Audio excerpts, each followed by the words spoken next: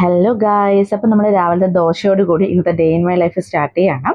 നമുക്ക് രാവിലെ ബ്രേക്ക്ഫാസ്റ്റിന് ദോശയും ചമ്മന്തി ആയിരുന്നു. അപ്പം ഞാൻ ജസ്റ്റ് അതൊക്കെ ആക്കിയിട്ടിരിക്കുക. ഇവിടെ ജസ്റ്റ് ഒരു 10 ദോശേൻ്റെ ആവശ്യം പോലും ഇല്ല, കാരണം ഞാനും വിച്ചു ആരും മാത്രമല്ലേ ഉള്ളൂ.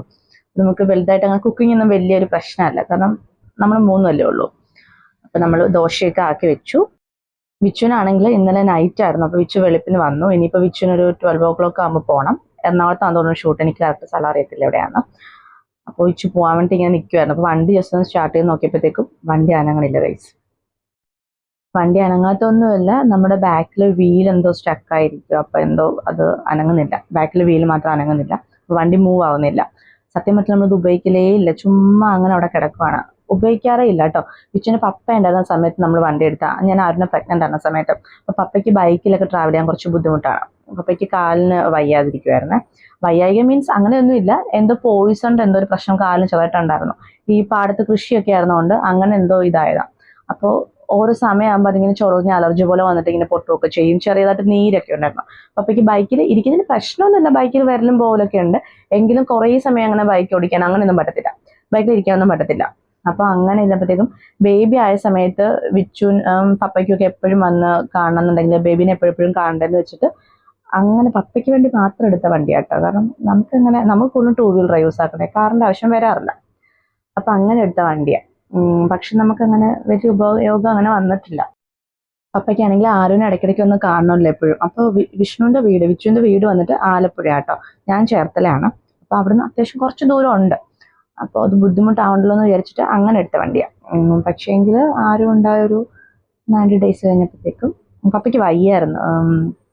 അങ്ങനെ വലിയ വയ്യായ്കയായിട്ടൊന്നും ഉണ്ടായിരുന്നില്ല, ബിപിയുടെ പ്രശ്നമൊക്കെ ഉണ്ടായിരുന്നു, അങ്ങനെ കുറച്ച് ഹെൽത്ത് ഇഷ്യൂസ് ഒക്കെ ഉണ്ടായിരുന്നു. അപ്പോൾ നമ്മൾ പ്രതീക്ഷിക്കുന്നില്ല, പെട്ടെന്നായിരുന്നു. അപ്പോൾ പിന്നെ നമ്മൾ വണ്ടി അങ്ങനെ എടുത്തിട്ടില്ല, അങ്ങനെ എടുക്കാറില്ല. പിന്നെ എന്തെങ്കിലും ഒരിടയ്ക്ക് വിച്ചു എപ്പോഴും എടുത്തപ്പോഴത്തേക്കും എവിടെയിട്ട് തട്ടി. പിന്നെ എനിക്ക് പൊതുവെ ഇത്തിരി പേടിയുള്ള കൂട്ടത്തില കേട്ടോ. അപ്പോൾ വിച്ചുവിൻ്റെ പപ്പയൊക്കെ മരിക്കുന്നതാണെങ്കിലും പഞ്ചമിക്കൊക്കെയാണ് മരിക്കുന്നത്, ഹിന്ദുക്കൾക്ക് അറിയാൻ പറ്റുമായിരിക്കും. അപ്പോൾ ചെറിയ ദോഷമൊക്കെ ഉണ്ടായിരുന്നു. അപ്പം അങ്ങനെയൊക്കെ ഉള്ളത് കൊണ്ട് പപ്പ മരിച്ച് 4ൻ്റെ അന്നാണ് അമ്മ മരിക്കുന്നത്. അപ്പോൾ അങ്ങനെയൊക്കെ ഉള്ളതുകൊണ്ട് എനിക്ക് ചെറിയ ടെൻഷനൊക്കെ ഉണ്ട്. അപ്പോൾ ഞാൻ ബൈക്കിൽ തന്നെ പോകുമ്പോഴേ എനിക്ക് ടെൻഷനാണ്. അപ്പം ഞാൻ അങ്ങനെ പൊതുവെ ഇങ്ങനെ വണ്ടിയൊന്നും തീരെ എടുപ്പിക്കത്തില്ല, അങ്ങനെയൊക്കെയാണ്. സത്യം പറഞ്ഞാൽ ഞാൻ കാരണമാണ് വണ്ടി അങ്ങനെ കടന്നു പോയത്. അങ്ങനെ ഒരിടയ്ക്ക് പിന്നെ റെഡിയാക്കി ഇട്ടതാ, കുഴപ്പമൊന്നും ഉണ്ടായിരുന്നില്ല. പിന്നെ ഇപ്പം അങ്ങനെ എടുക്കാറില്ല. പിന്നെ വിച്ചു ഇവിടെ ഉണ്ടാവാറുമില്ല, വിച്ചുവിന് മിക്കപ്പോഴും ഷൂട്ട് ഉണ്ടാവും, അങ്ങനെ ഉണ്ടാവാറില്ല. പിന്നെ നമ്മളങ്ങനെ കാർ എടുക്കലില്ല, കൂടുതലും ബൈക്കിലാണ്. ഇപ്പം ആരും വലുതായില്ല, ആരുടെ ചെറിയ സമയത്തൊക്കെയാണ് പിന്നെയും കാർ കൊണ്ട് പ്രയോഗിച്ചിട്ടുണ്ട്. പക്ഷെ ഇപ്പം ആരും വലുതായതുകൊണ്ട് ആരും പൊതുവെ ബൈക്കാണ് ഇഷ്ടം. നമ്മൾ എവിടെയെങ്കിലുമൊക്കെ പോകണമെങ്കിലും ബൈക്കാട്ടോ കൂടുതലും ചൂസ് ചെയ്യുന്നത്. അതുമല്ല ആരുവാണെങ്കിലും രാവിലെ എണീറ്റ് വരുമ്പോഴേ വിച്ചു ഇതുമായിട്ട് പണിയനാട്ടോ കണ്ടത്. പുള്ളിക്ക് പൊതുവെ ഈ നെട്ടും ബോൾട്ടും ഒക്കെ എടുത്തുള്ള പരിപാടിയൊക്കെ ഭയങ്കര ഇൻട്രസ്റ്റ് ആണ്. അപ്പോൾ വിച്ചുവിനെ ഹെൽപ്പ് ചെയ്യണം, ഓരോന്നൊക്കെ എടുത്ത് കൊടുത്ത്. വിച്ചു ഓരോന്നൊക്കെ പറയുന്നുണ്ട്, അപ്പോൾ ഓരോന്നൊക്കെ എടുത്ത് കൊടുത്തൊക്കെ അങ്ങനെ നിൽക്കുക കേട്ടോ. ഇനി അവിടുന്ന് വരത്തേ ഇല്ല. അപ്പോൾ ഇതിൻ്റെ ഇടയ്ക്ക് എൻ്റെ ചേട്ടൻ വന്നിട്ടുണ്ട്, അപ്പോൾ അവർക്ക് ജസ്റ്റ് ഒന്ന് ബാങ്കിൽ പോകേണ്ട ആവശ്യമുണ്ട്. അപ്പോൾ ആരും ചേട്ടനും കൂടെ പോകാൻ വേണ്ടിയിട്ട് ഇരിക്കുകയാണ്. അപ്പോഴാണ് വിച്ചു ഇത് കഴിക്കുന്നതുണ്ട്. ഇനിയിപ്പോൾ പുള്ളി പോകത്തില്ല.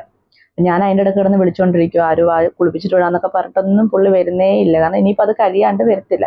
അപ്പോൾ വിച്ചുവിനാണെങ്കിൽ ഷൂട്ടിന് പോവുകയും ചെയ്യണം. അപ്പോൾ വിച്ചു ഇടയ്ക്കിടയ്ക്ക് സമയം നോക്കി എനിക്ക് പോകാൻ ടൈമായോ നോക്കുന്നു പറഞ്ഞ് നിൽക്കും കേട്ടോ. അങ്ങനെ ഓരോ പണിയിലാണ്. വിച്ചു ആണെങ്കിൽ കുറേ സമയം നോക്കി, പിന്നെ വിച്ചുവിന് ദേഷ്യം വന്നു, കാരണം സമയം വിച്ചുവിന് ഷൂട്ടുണ്ട്, പോകണം, കഴിച്ചിട്ടില്ല കുളിച്ചിട്ടില്ല ഒന്നും ചെയ്തിട്ടില്ല, എണീറ്റിട്ടുണ്ടായിരുന്നല്ലോ. പിന്നെ നോക്കിയിട്ട് എന്നോട് പറയാം, എന്നാൽ പിന്നെ ഒരു കാര്യം ആരെങ്കിലും വിളിച്ച് നോക്കിക്കുക എന്നൊക്കെ ഇങ്ങനെ പറയാം. അപ്പം ഞാൻ പിന്നെ സോപ്പിട്ടൊക്കെ നിൽക്കുക, കാരണം പുറത്തുനിന്ന് ഒരാൾ വിളിക്കുകയാണെങ്കിൽ വെറുതെ പൈസ കൊടുക്കണ്ടേ. അപ്പം നമ്മൾ വിച്ചു നോക്ക്, എനിക്ക് ഒരു പ്രയോജനം എന്ന് വെച്ചിട്ടുണ്ടെങ്കിൽ വിച്ചു ഉള്ളതുകൊണ്ട് എനിക്ക് ഒരു സാധനം വെളിയിൽ നിന്ന് റെഡിയാക്കേണ്ട ആവശ്യം വരാറില്ല. കാരണം വിച്ചുവിന് അത്യാവശ്യം ടെക്നിക്കൽ സൈഡൊക്കെ അറിയാം. ഇപ്പോൾ എനിക്കൊരു എന്താ പറയുക, ഫ്രിഡ്ജാണെങ്കിൽ എന്തെങ്കിലും കംപ്ലൈൻ്റ് ആയാലും, വാഷിംഗ് മെഷീൻ എന്തെങ്കിലും കംപ്ലൈൻ്റ് ആയാലും, അല്ലാന്നാണെങ്കിൽ ടിവിയോ ലാപ്പോ എന്ത് കംപ്ലൈൻ്റ് ആയാലും വിച്ചു ഒരു റൗണ്ട് നോക്കും. വിച്ചു കൊണ്ട് പറ്റത്തിലേക്ക് മാത്രമേ പുറത്ത് കൊടുക്കാറുള്ളൂ കേട്ടോ. അപ്പം അങ്ങനെ കുറച്ച് ലാഭങ്ങളൊക്കെ എനിക്ക് വിച്ചുവിനെ കൊണ്ടുണ്ട്. അപ്പം ഞാൻ ഇത്തിരി സോപ്പിട്ടൊക്കെ നിൽക്കുക, നോക്ക് പറ്റുമോ നോക്ക്, കുറച്ച് സമയം കൂടെ ഉണ്ടല്ലോ, വിച്ചുവിന് ഇത്തിരി പതുക്കെ പോയാൽ മതി, ഒരു 1 hour ഇനി എന്തായാലും ഉണ്ട്. അപ്പം നോക്കുന്നൊക്കെ പറഞ്ഞ് ഇങ്ങനെ സോപ്പിട്ടൊക്കെ നിന്ന് വിച്ചു പിന്നെ അഴിച്ചൊക്കെ എടുത്ത് റെഡിയാക്കിട്ടോ. ഇതാണെങ്കിൽ ഇപ്പോൾ വീലാണെങ്കിൽ ഒട്ടും അനങ്ങില്ല, സ്റ്റക്കായി നിൽക്കുക. അപ്പോൾ വിച്ചു അത് ജസ്റ്റ് ഒന്ന് അനക്കി കൊടുക്കാൻ പറ്റുമോ നോക്കുക. ഇതിപ്പോൾ ജസ്റ്റ് അവിടെ കിടന്നൊരു കമ്പി എടുത്തിട്ട് അത് വെച്ച് ഇങ്ങനെ കറക്കി കറക്കി കൊടുക്കാൻ വേണ്ടി നോക്കുക. പക്ഷെ റെഡി ആയിട്ടോ. പിന്നെ അങ്ങനെ ചെയ്തിട്ട് റെഡി ആയില്ല, പിന്നെ വിച്ചു അത് അഴിച്ച് എന്തൊക്കെയോ ഉള്ളിൽ ചെയ്ത് അത് റെഡിയാക്കി സീൻ വരും. വിച്ചുവിന് വലിയ സ്ട്രെയിൻ കൊടുക്കാൻ പറ്റില്ല, കാരണം കാലിന് വയ്യാണ്ടിരിക്കുന്നതുകൊണ്ട് വലിയ ബലം കൊടുത്തൊന്നും ചെയ്യാൻ പറ്റില്ല. അപ്പോൾ അങ്ങനെ അത് റെഡിയാക്കിയൊക്കെ എടുത്ത് പിന്നെ ഞാൻ ആരിനെ വിളിച്ചിട്ട് പോയി കുളിപ്പിക്കുകയൊക്കെ ചെയ്തു. കാരണം മാമ വന്നിട്ടുണ്ട്, ആരുണ്ട്. അപ്പോൾ മാമനായിട്ട് ബാങ്കിലൊക്കെ പോകാൻ പോവാം. പിന്നെ ഇപ്പോൾ ഫുൾ ഒരു കറക്കായിരിക്കും. മാമൻ വന്നാൽ പിന്നെ ഞാൻ ഫ്രീ ആട്ടോ, എന്ന് വെച്ചാൽ അവൻ ഫുള്ള് നോക്കിക്കോളും. ഫുഡ് കൊടുക്കലാണെങ്കിലും എവിടെയെങ്കിലുമൊക്കെ കൊണ്ടുപോകും, അങ്ങനെയൊക്കെ എനിക്ക് പ്രശ്നമില്ല. അപ്പം ഞാൻ വേഗം ഇവനെ പറഞ്ഞു വിടാനുള്ള തിരക്കിലാണ്. അങ്ങനെ വണ്ടി റെഡിയായി. വിച്ചു ജസ്റ്റ് ഒന്ന് സ്റ്റാർട്ടാക്കി ഇട്ടിട്ട് പോകാമെന്ന് പറഞ്ഞു. അപ്പോൾ ആരുടെ മാമച്ചൻ്റെ വണ്ടിയായിട്ട് ഇരിക്കുന്നത്.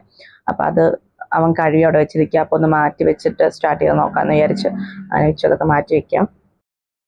സത്യം പറഞ്ഞാൽ വിച്ചുവിന് അത്യാവശ്യം ചെറിയ പെയിൻ ഉണ്ട്. പക്ഷെ ഷൂട്ടിന് പോകാണ്ടിരിക്കാൻ പറ്റത്തില്ല. കാരണം അങ്ങനെ പോയില്ല എന്നുണ്ടെങ്കിൽ ശരിയാകത്തില്ല. പോയേ പറ്റത്തുള്ളൂ. അപ്പോൾ അതുപോലെ പുള്ളി അങ്ങനെ ലീവ് എടുക്കൽ പരിപാടിയൊന്നും ഇല്ല കേട്ടോ. ഷൂട്ട് ഉണ്ടെങ്കിൽ വിച്ചു പോകും. അതിപ്പോൾ എന്തൊക്കെ സംഭവിച്ചതാണെന്ന് വിച്ചു പോകും. ഇപ്പം എത്ര വലിയ ഫംഗ്ഷൻ ഉണ്ടെന്ന് പറയുന്നത് വിച്ചുവിന് ഷൂട്ട് കഴിഞ്ഞിട്ടേ ഉള്ളൂ ബാക്കി പരിപാടിയൊക്കെ. അപ്പോൾ വിച്ചു അങ്ങനെ ലീവ് എടുക്കൽ പരിപാടിയൊന്നുമില്ല. ഷൂട്ട് ഉണ്ടെങ്കിൽ വിച്ചു പോകും, വീട്ടിൽ നിൽക്കത്തില്ല. അതിനിടയ്ക്ക് പിന്നെ ആര് പേരമരത്തിൽ 2 പേരയ്ക്ക് കണ്ടുപിടിച്ചിട്ടാ. അപ്പോൾ പൊട്ടപ്പേരയ്ക്ക വലുതായിട്ടൊന്നും ഉണ്ടായിരുന്നില്ല.